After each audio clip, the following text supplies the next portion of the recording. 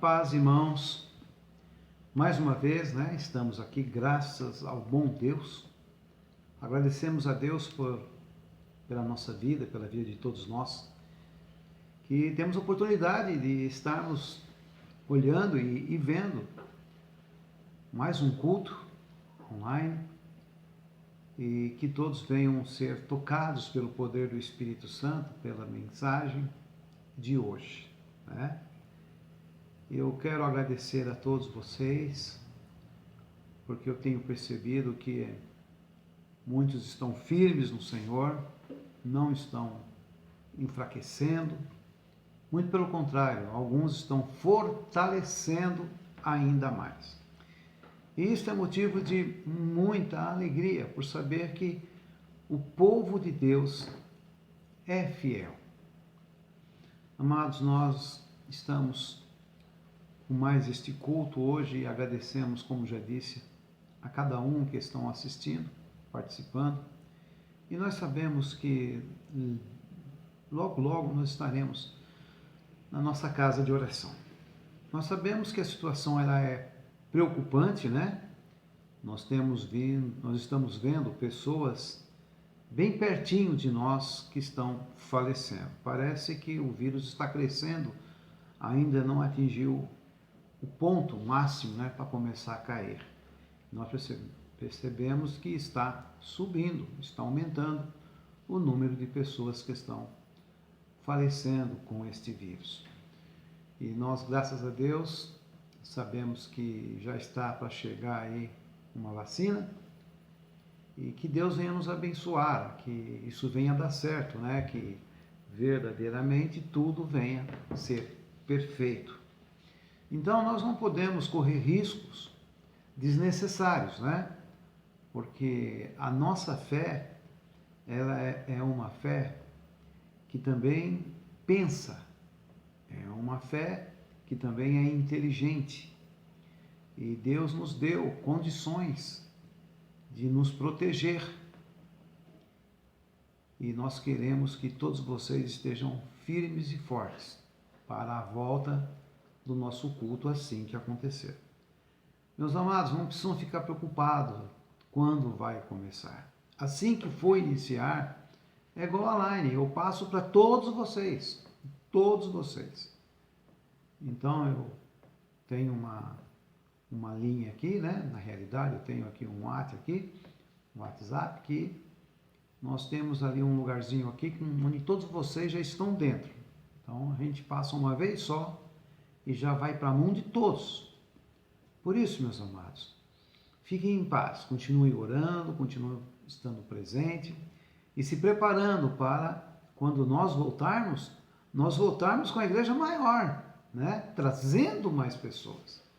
Eu tenho pessoas que estão me chamando e falam, pastor, nós estamos trabalhando, nós não estamos parando, nós estamos evangelizando através do celular, conversando com um, conversando com o outro, estamos preparando amigos e estamos trazendo eles para a casa do Senhor, e eles vão vir para a casa do Senhor. E eles que nem conhecem a nossa igreja, por causa do que dos irmãos estão falando, eles não veem a hora de conhecer a igreja. Amém? Então nós vamos orar agora. O pregador da noite é William, que estará trazendo uma mensagem, tenho certeza que poderosa na vida de todos vocês. Vamos orar por ele, então? Senhor Deus, em nome de Jesus Cristo, nós oramos agora para que o Teu Espírito venha falar com todos nós, para que o Teu Espírito, através da boca do Teu servo, do William, que o Teu Espírito venha falar com cada um que estará aqui ouvindo esta mensagem. Senhor, somos simples e nós estamos aqui para conhecer pessoas também assim. Deus, fala, Pai, fala comigo, fala com toda a Tua igreja, fala com todos nós. É o que nós te pedimos, ó Pai, pedimos muito, em nome de Jesus Cristo Nazareno. Amém. Amém. Que todos venham ser abençoados por essa palavra. Após a palavra, eu volto a conversar com vocês. Amém? Olá pessoal, graças à paz do Senhor Jesus Cristo a todos.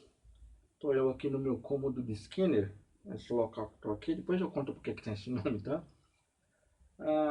Eu vou trazer uma mensagem para vocês. O título dela é O Medo, a Ira e a Fé.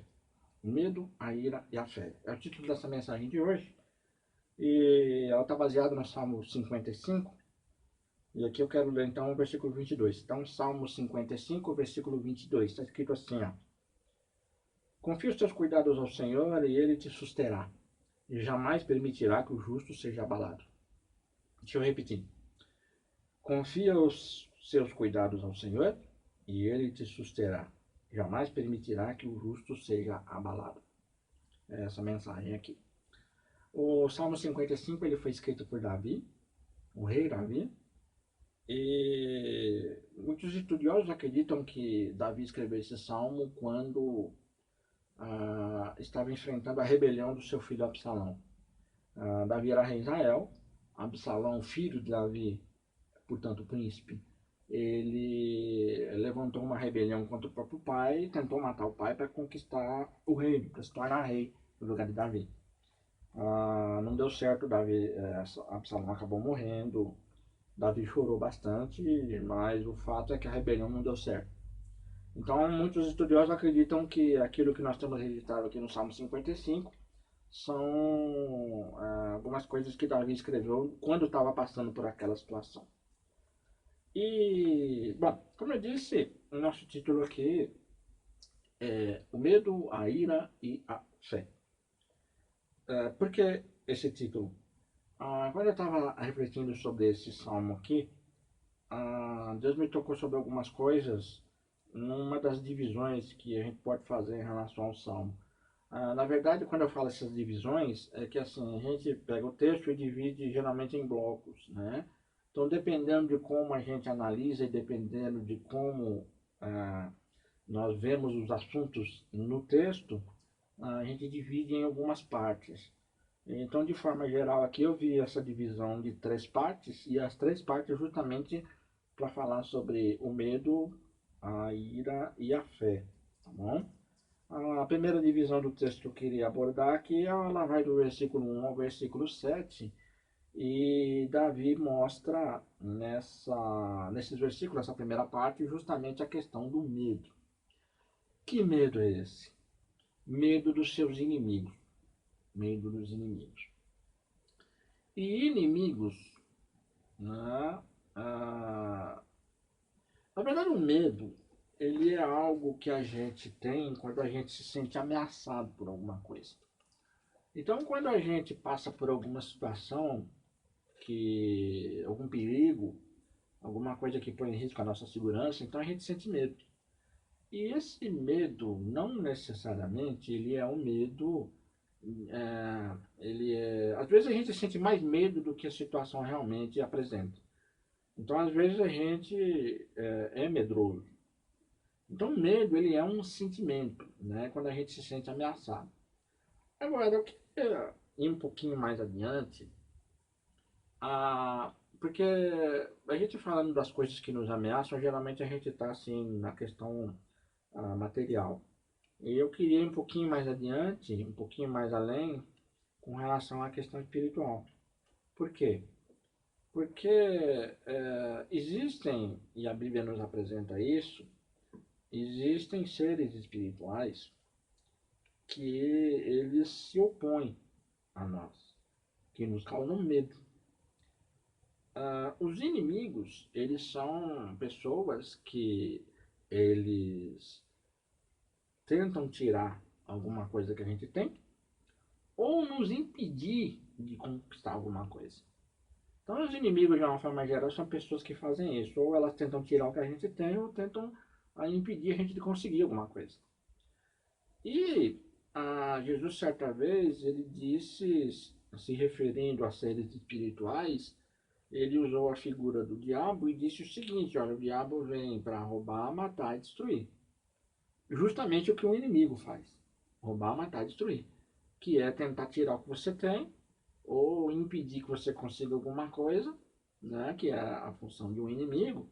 Então existem seres espirituais que têm essa função, que são nossos inimigos. Né? Por que eu estou dizendo isso?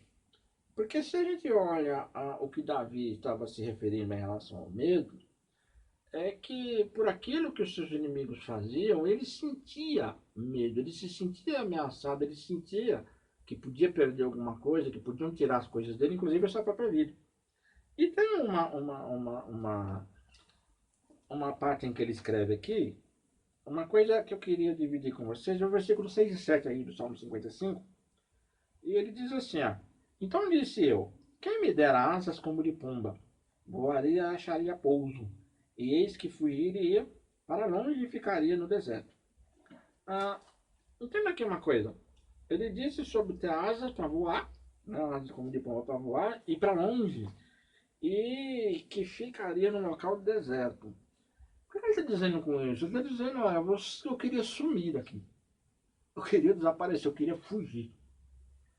E muitas vezes a gente vê que algumas pessoas, elas sentem, de repente, tem esse sentimento também. Ah, eu queria largar tudo, eu queria ir para um lugar, não sei nem para onde, eu queria fugir, eu queria desaparecer. Muitas pessoas às vezes fazem isso. E normalmente é um sentimento que vem na pessoa, mas existem alguns casos em que a gente olha e não é necessariamente porque ela está passando por uma situação de um perigo muito grande.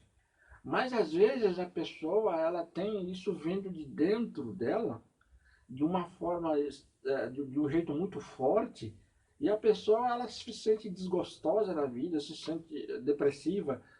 A vontade é isso, é largar tudo, de abandonar tudo, desaparecer no mundo. Para onde? Nem sabe para onde vai. Eu só quero largar aqui, eu só quero abandonar, eu só quero sair dessa história, eu quero. E a pessoa não sabe nem por que quer fazer isso. É por isso que a gente consegue entender e consegue concordar com aquilo que a Bíblia diz sobre seres espirituais que provocam esse tipo de coisa. Porque medo do que a pessoa tem? Você pergunta para ela, ela não sabe. Ela se sente atormentada, se sente perseguida, se sente infeliz, profundamente infeliz.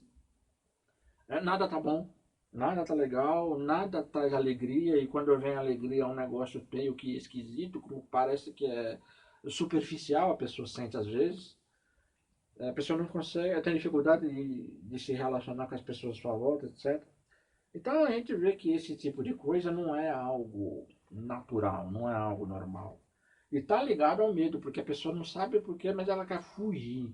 Ela sente o medo do que pode acontecer, ela sente medo do que pode ser atingido, ela se sente ameaçada, perseguida, atormentada, dificuldade de dormir e tantas outras coisas.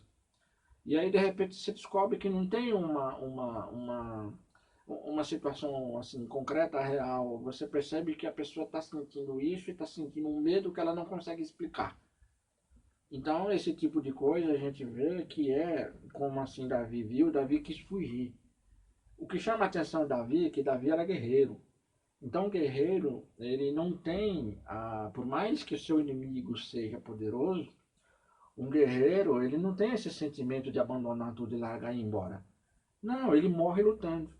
Mas aqui o que a gente vê Davi manifestando é: eu queria ir embora, eu queria criar asa, eu queria sumir. Então a gente vê aqui o nível de medo que Davi demonstra nesse texto. Por que eu estou dizendo isso? Porque muitas vezes algumas pessoas, elas não... Assim, existem pessoas que se identificam com alguns personagens bíblicos ou com algumas situações, porque fala, olha, tal coisa aconteceu comigo, ou tal coisa parece o que está acontecendo comigo agora. Ou então, fulano fez coisa assim, assim, parece comigo, porque se fosse eu ia fazer daquele jeito também. Então, existem pessoas que se identificam com determinadas pessoas na Bíblia ou com determinadas circunstâncias. Mas, por outro lado, existem pessoas que elas não, elas olham para tudo aquilo e veem como se... Não, isso aí não é para mim não, é diferente. Por exemplo, algumas pessoas podem olhar para Davi e falar, bom, Davi quem era? Davi era rei, Davi ele administrava riquezas, Davi tinha autoridade sobre muita gente, Davi era um guerreiro. E aí a pessoa olha para dentro de si mesmo e fala, bom, não é bem a minha, né? Porque Davi, riqueza, ouro, eu moro numa casa que é alugada, então não tem nada a ver comigo. Ou então a pessoa, pô, Davi era um guerreiro. Não, eu tenho dificuldade de falar em público, eu sou tímido. E outras coisas desse sentido. Ah, Davi era líder, Davi era um rei. Meu negócio é ficar quietinho no meu canto. Não pegar nada para fazer. Não, o negócio é outro. Então algumas pessoas olham para isso ou veem isso de uma forma como sendo algo muito distante. E isso afeta muitas vezes a forma da pessoa interpretar ou entender aquilo que a Bíblia mostra. E nós vemos que isso pode prejudicar muito a pessoa, porque ela não consegue entender e de repente achando que aquilo que foi feito é lá para o passado, é lá para aquela ocasião, é para aquela pessoa, comigo não funciona. E não é assim. Não é assim. O simples fato de você ver que Davi era um homem dessa forma, corajoso, o rei, com autoridade, com riqueza, e ver que ele sentiu medo a ponto de querer fugir, de abandonar tudo, mostra que ele era uma pessoa de carne e osso como eu e você.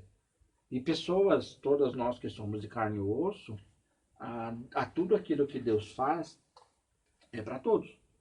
E, portanto, nesse ponto a gente deve ver que não é essa realidade lá tem coisa para nós aqui. Então tem coisas, tem ensinamentos aqui que não são só para uns. Na verdade, eles são para todos nós. Não é?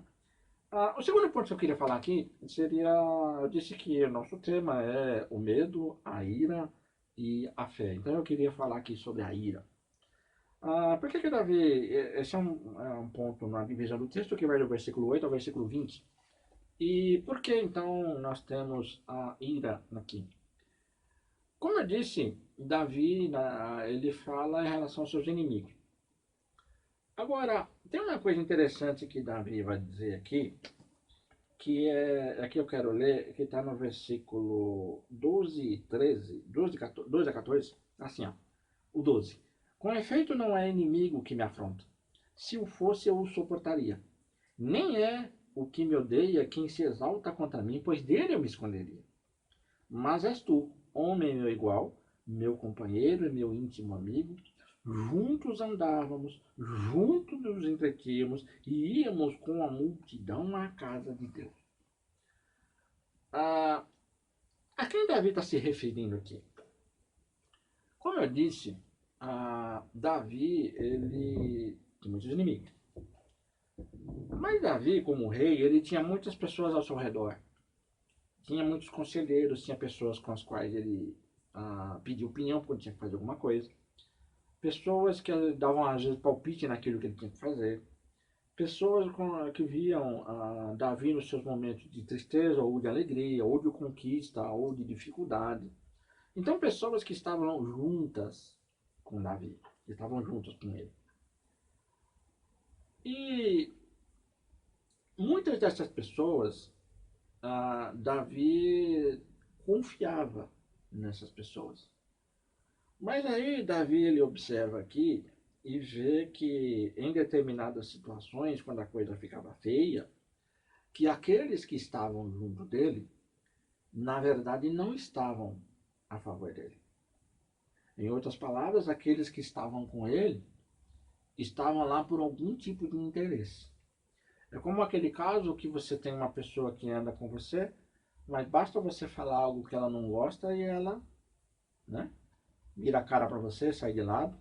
Ou então, quando alguém faz uma proposta que ela julgue mais interessante, ela te larga e vai atrás de outra pessoa e te esquece, te abandona e ainda mete o pau em você. Então, o que Davi estava passando aqui era uma situação como essa. Pessoas que ele sabia, e ele cita aqui, olha, nós íamos junto à casa de Deus, nós andávamos junto, a gente se entretia, isso é, a gente trocava conversa, a gente bebia junto, a gente ia, a gente visitava as casas uns dos outros, a gente tinha amizade, ou seja, são esse tipo de pessoas que Davi estava dizendo, elas estão comigo, mas ao mesmo tempo estão contra mim. Então, quando Davi vê isso, ele fica de tal forma irado que ele chega a usar uma expressão aqui que é, olha, que desçam vivos ao inferno. Em outras palavras, que morram sofrendo. Isso é uma típica atitude de ira, que se lasque tudo, que se arrebenta, que morra. Ira. Mas por que essa ira? Porque eram pessoas, volto a dizer, que estavam ao seu lado, mas que ele não podia confiar. Quando a coisa apertava, eles mostravam que eles eram. E isso é que trouxe ira. E ira é um sentimento que vem toda vez que nós somos contrariados. Toda vez que a gente passa por alguma coisa que mexe com o nosso senso de justiça, né? Então isso que mexeu com o senso de justiça de Davi, sabia que tinha pessoas que estavam no lado dele que lutavam contra ele. E isso acontece com a gente também. Agora é interessante que ele não usa aqui a palavra traição, né? Se você pegar o salmo inteiro e olhar, não tem a palavra traição. E essa é uma forma interessante de a gente entender aqui, que Davi estava dizendo o seguinte, olha, eles se passavam por amigos, mas não eram amigos coisa nenhuma. Então não é traição, eles sempre foram inimigos. A questão é que nunca tinha acontecido nada que revelasse que eles eram inimigos. Então quando Davi viu isso, ele ficou irado porque estão comendo comigo, estão junto comigo, estão dizendo que me amam, estão dando risada, mas eu sei que são podres. Assim que tiverem uma oportunidade, vão fazer algo contra mim. Então, Davi ficou irado. E aí veio a ira. E muitas vezes nós temos esses acessos de ira quando nós descobrimos alguma coisa ou alguma pessoa que a gente vê numa situação como essa. Então, com a gente, aí a gente percebe que não está do nosso lado. Então, precisa tomar cuidado com isso. E aqui eu vou fechar essa mensagem. Como eu disse, é o medo, a ira e a fé. E a fé, justamente aqui no versículo 22 que nós lemos no início dessa mensagem, e aqui eu quero repetir: confia os teus cuidados ao Senhor e ele te susterá, e jamais permitirá que o justo seja abalado. O que tem isso aqui a ver com o medo e com a ira, hein? Medo é um sentimento, ira também é um sentimento, mas a fé não é um sentimento. Porém, muitas pessoas, elas tratam a fé como se fosse um sentimento. Deixa eu explicar isso aqui. A fé não é um sentimento. O medo é. A ira é. Como outros tantos sentimentos que a gente tem. Mas a fé não é um sentimento. E quando que a gente imagina a fé como um sentimento? Na verdade, a gente acha que é fé, mas o nome é outro. Então deixa eu colocar aqui de uma forma clara. Muitas vezes a gente toma certas atitudes para fazer algumas coisas baseado naquilo que a gente acredita que dá certo. Então, por exemplo, eu já fiz tal, tal e tal coisa e funcionou. Então, na minha mente está o quê? Se eu fizer, vai funcionar. Então, por exemplo, se eu somar 2 mais 2 é 4. Então, a minha forma de entender é que eu só preciso pegar 2 e colocar do lado do 2 e sempre vai dar 4. Vai tudo dar certo. O nome disso é presunção. É quando você acha que aquilo que você fez vai sempre funcionar. Isso nos dá segurança. Isso nos faz crer que funciona. Mas isso não é fé. Eu já falei com pessoa, tanta gente, ele quebrou meu galho, ele fez algo por mim. Então agora que eu estou precisando, eu vou lá e ele vai fazer outra vez. Então você deposita a sua fé nisso, mas isso não é fé. Isso é você acreditar que vai funcionar como funcionou antes. E isso vai até o dia que você descobrir que não funciona. Eu já fiz tal e tal coisa e sempre deu certo. Então você acredita que vai dar certo. Mas isso não é fé. Porque a fé vai muito mais além. Então eu vou falar aqui sobre um aspecto da fé. A fé tem vários aspectos, mas eu vou falar sobre um que é esse, que está aqui claro no versículo 22. Deixa eu usar uma situação aqui para poder explicar. Imagine que você tem uma pessoa que você gosta muito e essa pessoa está doente. E a doença dessa pessoa ela corre o risco de morrer. Então o que a gente vai fazer? A gente vai tentar de todas as formas procurar algo que ajude aquela pessoa. Então eu que creio em Deus, eu vou procurar orar para que essa pessoa seja curada. Eu vou até a igreja pedir a oração, vou procurar um pastor, vou procurar determinadas pessoas que me ajudem a orar também. E tudo isso acreditando que essas orações todas possam fazer com que aquela pessoa seja curada. Então eu estou acreditando que essas orações vão curar aquela pessoa. Porque no fundo é o que eu quero que aquela pessoa seja curada. Então eu vou fazer tudo aquilo que for possível para que eu consiga aquilo que eu quero, que é ver aquela pessoa curada. Agora acontece que quem vai curar é Deus. E de repente Deus não queira curar. Então, o que acontece quando há fé? A fé vai nos levar a buscar em Deus aquilo que Deus queira fazer. E não o que eu quero que Deus faça. Entende a diferença? Então, na minha presunção é assim. Olha, quando tem alguma pessoa doente, a gente pede oração na igreja. E aí a oração da igreja vai curar aquela pessoa. Eu vou orar e Deus vai curar aquela pessoa. Eu vou jejuar e Deus vai curar aquela pessoa. Mas isso é eu acreditar naquilo que eu vejo. Acontece que a atitude de fé visa buscar o que Deus queira fazer, porque aquilo que Deus queira fazer é o que deve ser feito. Então Deus pode curar aquela pessoa, como pode não curar também. E seja lá o que Deus fizer, é o que deve ser feito. Então a fé significa buscar a vontade de Deus, a realização da vontade de Deus. Isso é fé. Sabe quando nós vamos perceber a diferença? É que de repente aquilo que acontecer, eu consegui entender e me sentir em paz com aquilo que Deus fez. Ainda que não seja aquilo que eu queira que Deus faça. Então, voltando a esse exemplo de uma pessoa doente, eu quero que a pessoa seja curada. Eu estou pedindo a Deus, eu estou chorando diante de Deus para que essa pessoa seja curada. Mas a vontade que prevalece é de Deus, que talvez não queira curar essa pessoa. E aí, quando Deus fizer aquilo que Ele quer fazer, eu vou me sentir bem por aquilo que Deus fez. Então, a minha fé não está depositada naquilo que eu acho que deve acontecer. A minha fé está depositada na atuação, na ação, na soberania e no poder de Deus, que pode curar, mas também pode não curar. Por que eu estou dizendo isso exatamente dessa forma? Porque quando Davi diz aqui, confia os teus cuidados ao Senhor, ele diz as suas preocupações. Cuidado, aquilo que você cuida, aquilo que você tem que gastar o seu tempo para preparar, para montar, para fazer, para se preocupar. É a nossa atividade do dia a dia. Então, o que eu tenho que fazer para trabalhar, o que eu tenho que fazer para ganhar dinheiro, o que eu tenho que fazer para cuidar da minha família, o que eu tenho que fazer no meu casamento, o que eu tenho que fazer na minha vida em todos os sentidos, todos esses cuidados, eles são confiados, isso é, entregues ao Senhor.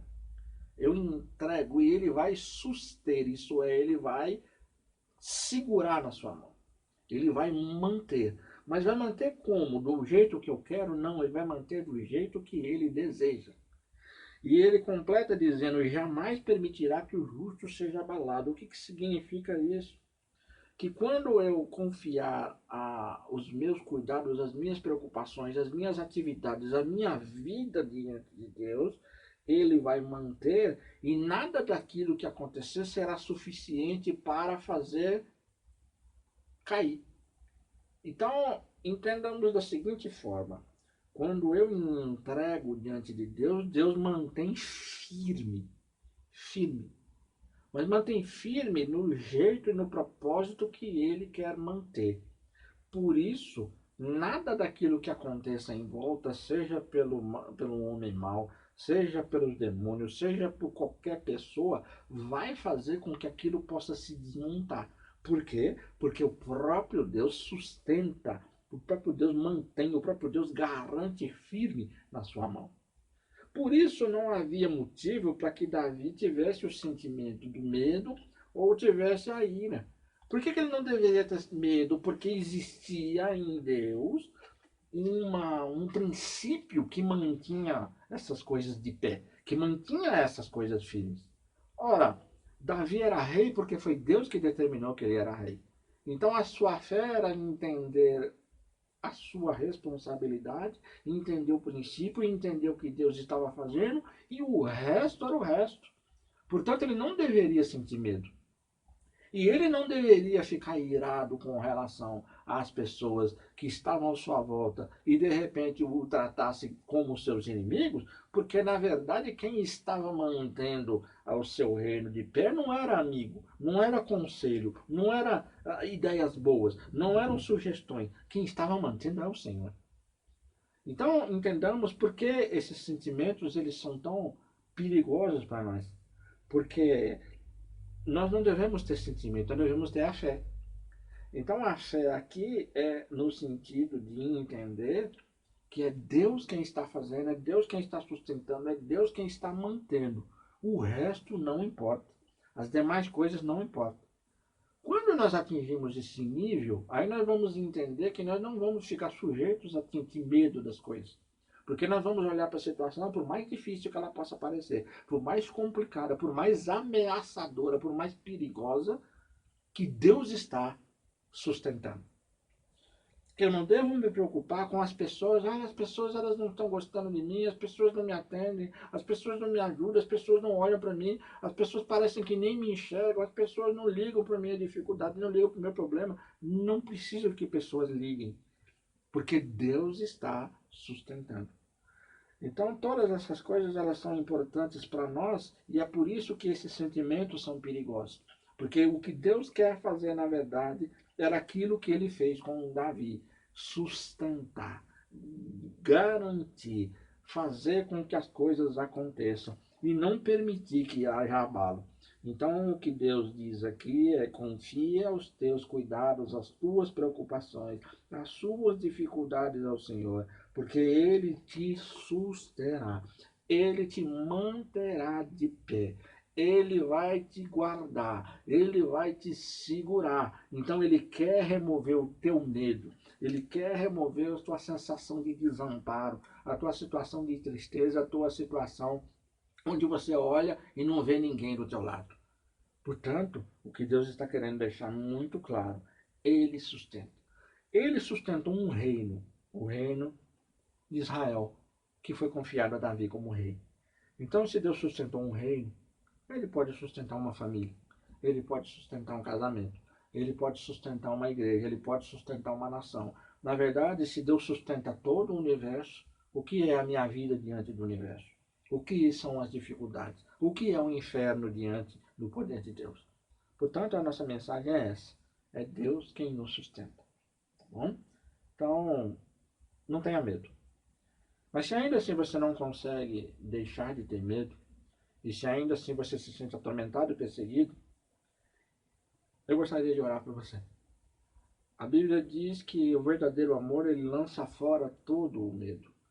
Todo o medo, não é algum tipo de medo, é todo. E o verdadeiro amor ao qual Paulo se refere é o amor que vem do Senhor Deus Todo-Poderoso. Então eu gostaria de orar nesse momento. Senhor Deus Todo-Poderoso, em nome do Senhor Jesus Cristo, eu oro nesse momento. Ó Deus, visita agora cada um que se sente amedrontado nesse momento. A cada um que se sente perseguido, atormentado. A cada um que não vê saída.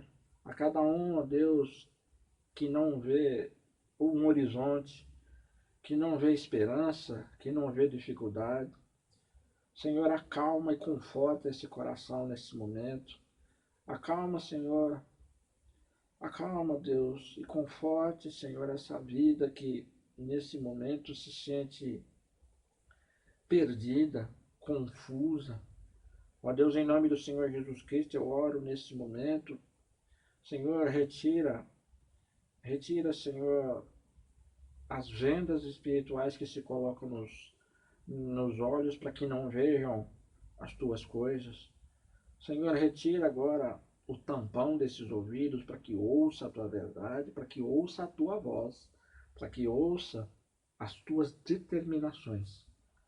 Em nome do Senhor Jesus Cristo, perdoe a nossa ira que se levanta muitas vezes com as pessoas, como se nós achássemos que essas pessoas pudessem fazer alguma coisa por nós.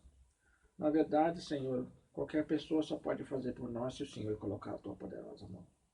É por isso que eu oro nesse momento, Deus, e peço que no nosso coração haja a convicção, a certeza, a confiança de que o Senhor é o nosso sustento.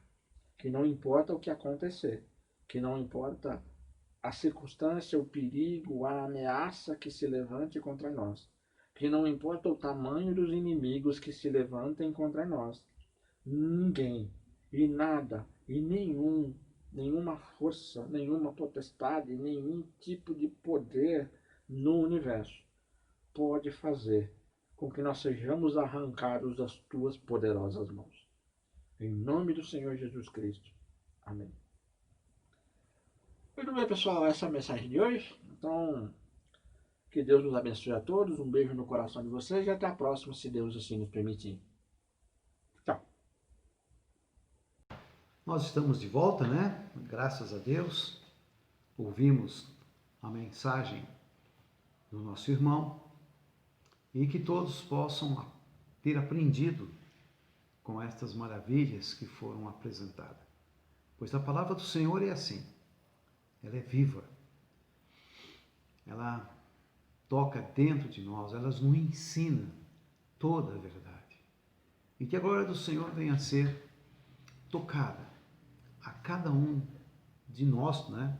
De todos vocês, e que essa semana seja uma semana de bênção. Nós vamos orar agora aos nossos ofertantes, aos nossos dizimistas, né? Que com tanto carinho entregam diante do trono do Senhor. E assim nós vamos orar agora para que Deus venha abençoá-los ainda mais. Senhor Deus, Deus poderoso, eis os teus filhos, os teus pequeninos que dizimaram, ofertaram, que estão depositando, Senhor, na conta da sua igreja.